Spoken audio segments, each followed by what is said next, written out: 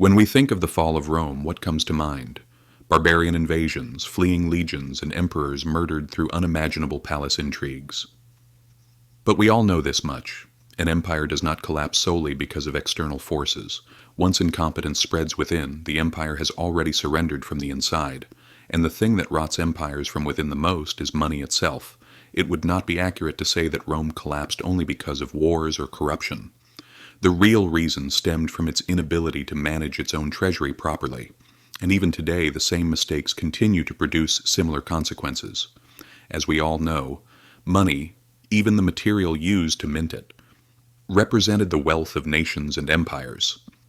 For a long time, Rome kept its economy strong with the denarius, a currency made of nearly pure silver.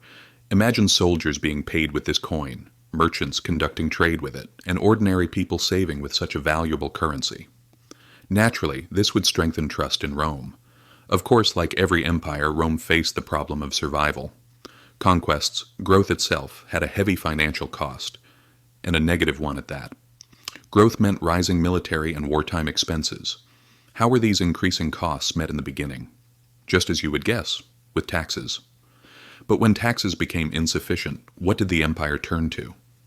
It began to debase the metal used in its coinage. If we look at the silver content of Roman coins across periods, in the era of Augustus, coins were 95% pure silver. Under Caracalla, this fell to 50%. By the time of Gallienus, the coins were bronze with only a thin silver coating.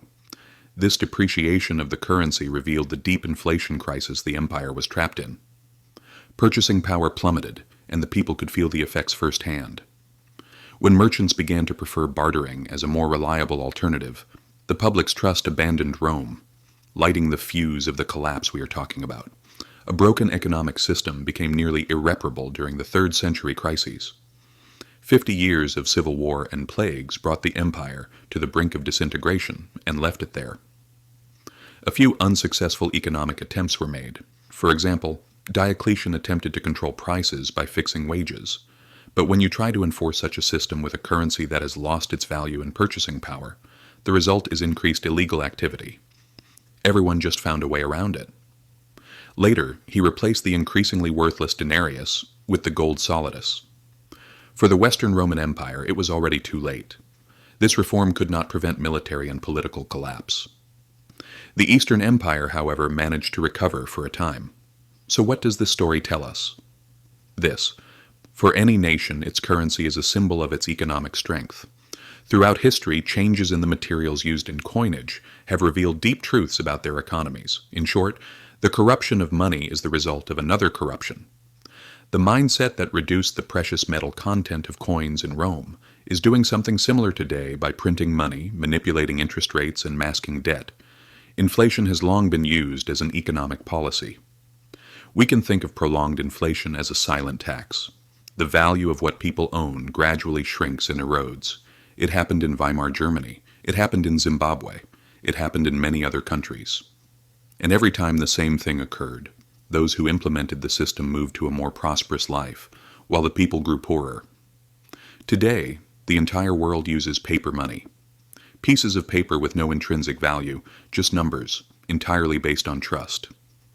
Unlike in Rome, where the material itself held value, today's currency, even as mere paper, holds a power capable of pushing the whole world into chaos. So what should we learn from this story? Inflation is not a coincidence. It is the result of policy. True wealth lies in land, skill, production, in real things. No system lasts forever. Even the Romans didn't believe their money could lose its value. When money loses its value, society loses as well. Trade stops, contracts fail, armies dissolve, and the state loses its strength. The barbarians at the gates merely deliver the final blow. The real destruction begins in the treasury, in monetary policy.